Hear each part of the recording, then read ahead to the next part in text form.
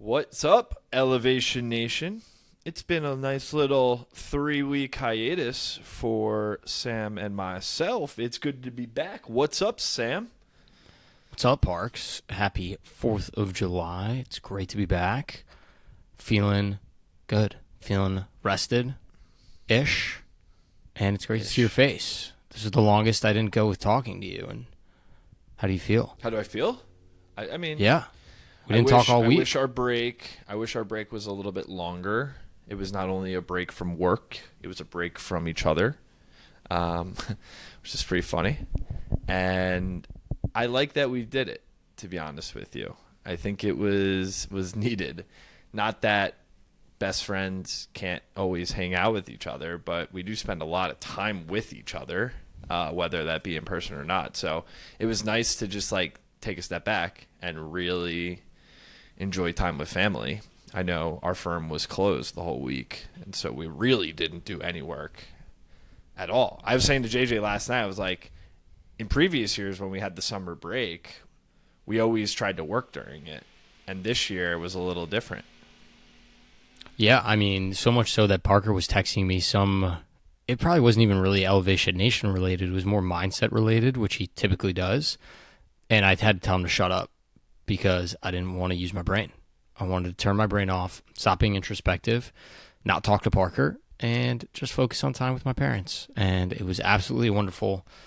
Great break. Excited to get back into my routine. I did go to the gym, did try to keep my routine relatively solid. Parker went on a couple runs, played some pickleball. My golf game has improved. But yeah, you get out of your routine, you get into a little funk. Even this morning, waking up, I was like, man, I wish I was going to the boxing gym and in my normal routine. So I'm excited to get back into things-ish. I mean, Parker, you're traveling for work this week. I'm traveling to Boston for work this week.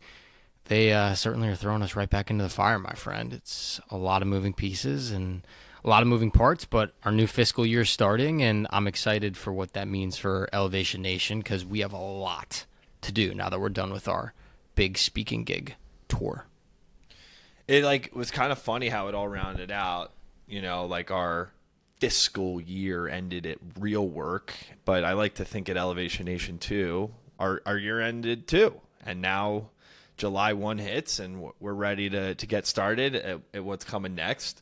And I couldn't agree with you more. We got a lot of things going. We just came off of a tour. We haven't even done a Fortitude in 15 yet since the end of the tour.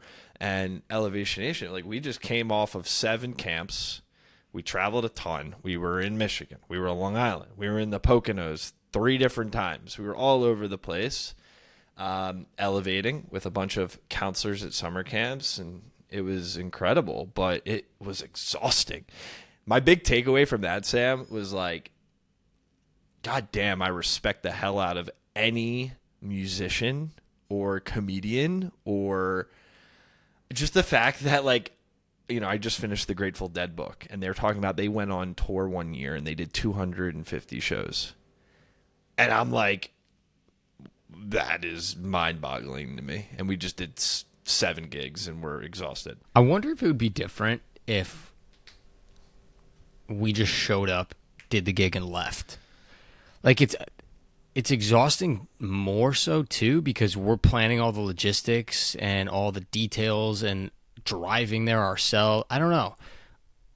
Is that more tiring than the actual gig itself? I think all the stuff leading up to it and the organization and actually getting there is probably significantly harder than the hour we speak. I think we need a roadie.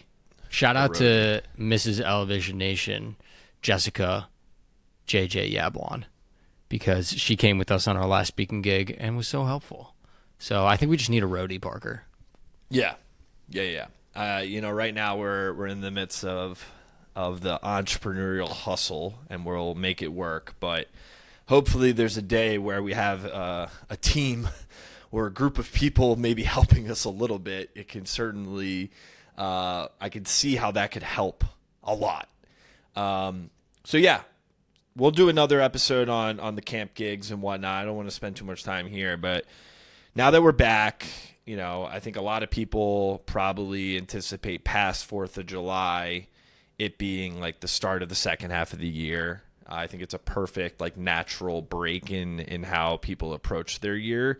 So as you approach, Sam, reflecting on the past week, going forward now, it's going to be busy with real work. It's going to be busy with Elevation Nation. You got some big decisions to make in your life, I know, coming up. Like, how are you approaching it? Got nothing special for you, man. Just enjoying every day. Trying to enjoy every week, whether that's me on the road, me with my family, me by myself in DC. Just trying to live it up a little bit more and romanticizing the life that I currently have and stop trying to want for a different life. And it's been great. Ooh, I've really enjoyed it a lot.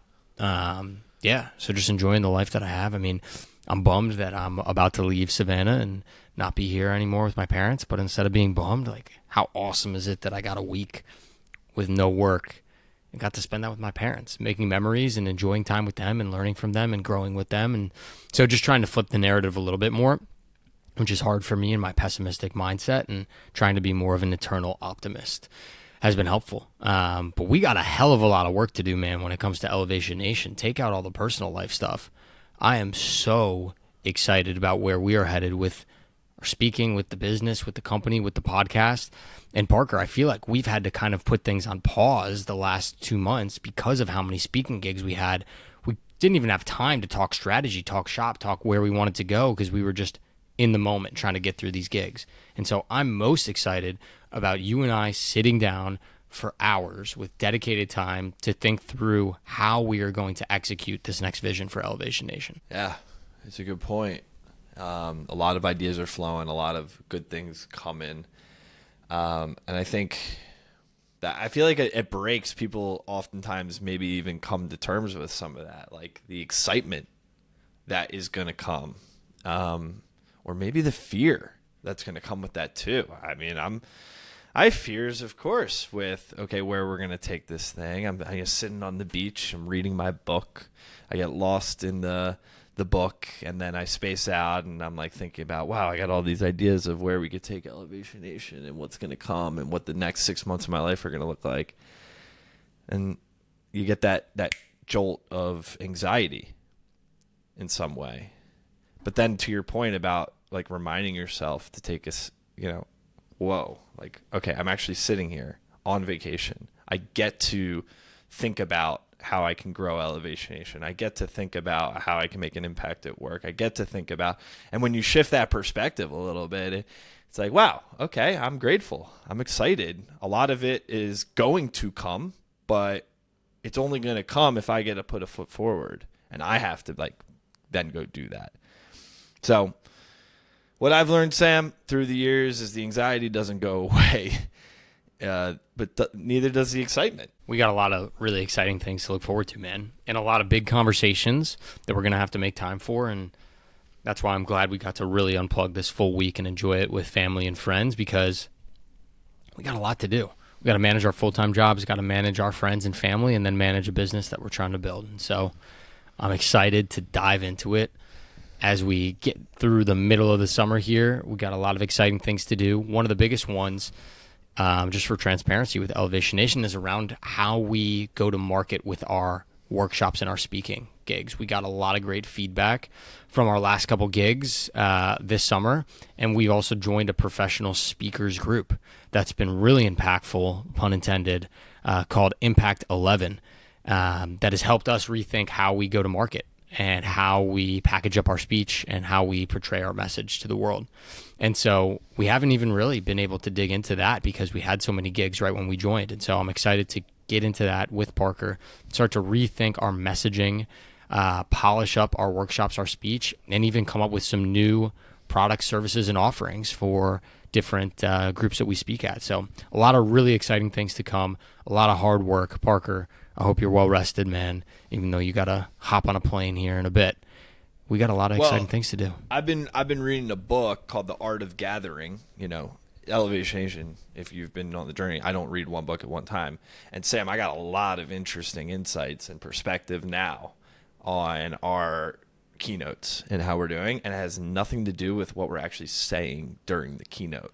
So that is something I'm going to tee up for us. Lastly, Sam, we're posting more on TikTok these days. Any videos that were really fun or you're excited to post, or trends that you're excited about?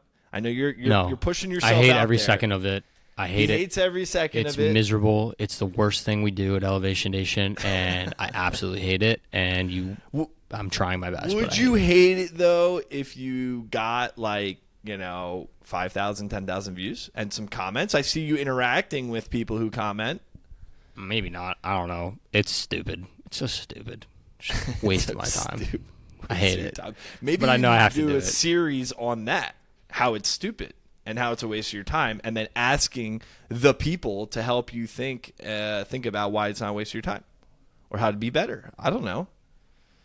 I just hate series. I'm so stubborn. But maybe one day. I'm trying. I'll push through. I'm making more TikToks. All because of you, Parker. Just because I don't want to disappoint my co-founder. Listen, so we'll see. It shouldn't be for me. It should be for you. Because it's not. It's for you. Your personal brand, your own personal TikTok. I'm not going to own that. That's you. That's not Elevation Nation. That's Sam Panitch. So, I still hate it. And I'm doing it for you because I love you. All right. Well, I'm posting for me, and I'm not posting for you. So, just putting it. That's because you want to go viral for being Parker in the Park. I want to go viral for Elevation Nation. You're just ready to dissolve the company and start your park content. I see right through your game here. For all those who have been following at all, Parker in the Park is not just Parker in the Park anymore. I've relinquished the full dedication to Parker in the Park. Now it's park content, mindset content, and New York City content. So it's a whole breadth of just what people need, baby. I want only Parker in the Park after dark. That's what Parker in the Park after dark with a spark. And you just give a spark of an idea. Parker in the Park after dark with a spark, and you have to speak in limericks and poetry. I'm giving you great content. That's what I think. I think that would be good. That might hit. All right. Well, I'm excited, Sam. Our elevator and elevators elevating. Maybe we'll bring that back too. So a lot of things happening. So. Enjoy your flight back from Savannah, and man, we're ready to elevate in the next year with all of you. So thank you for being along on the journey. Got a lot of exciting guests coming on the podcast. Got a lot of really exciting things we're building in the background, and we're grateful to have you along on the journey, Elevation Nation. Until next week, peace.